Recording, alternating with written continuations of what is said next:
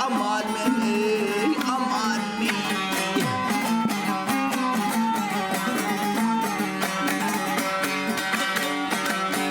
Hayatına konuşmayan bağlarının tehditini açılır.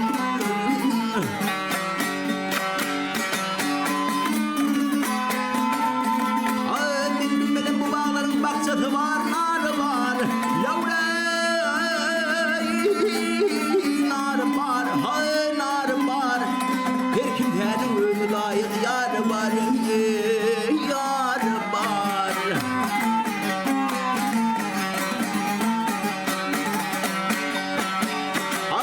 Ben bilmedim bu mağlaymış hor var.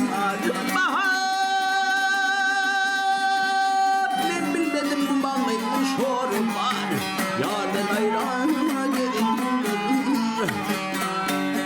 Aman bahar.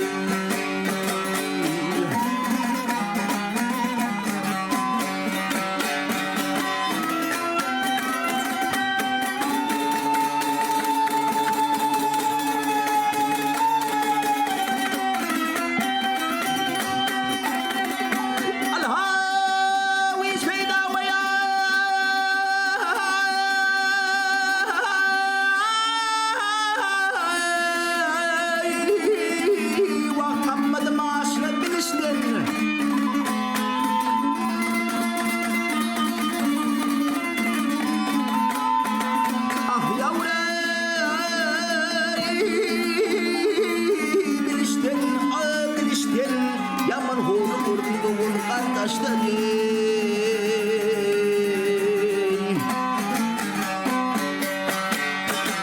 Artık yağlanır halbuki kaşlar, uyku aydan gelin.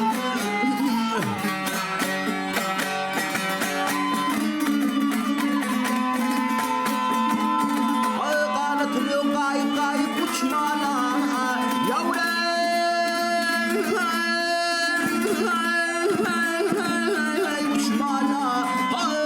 Uçmana, umudum yok bu çaylardan geçmene, geçmene.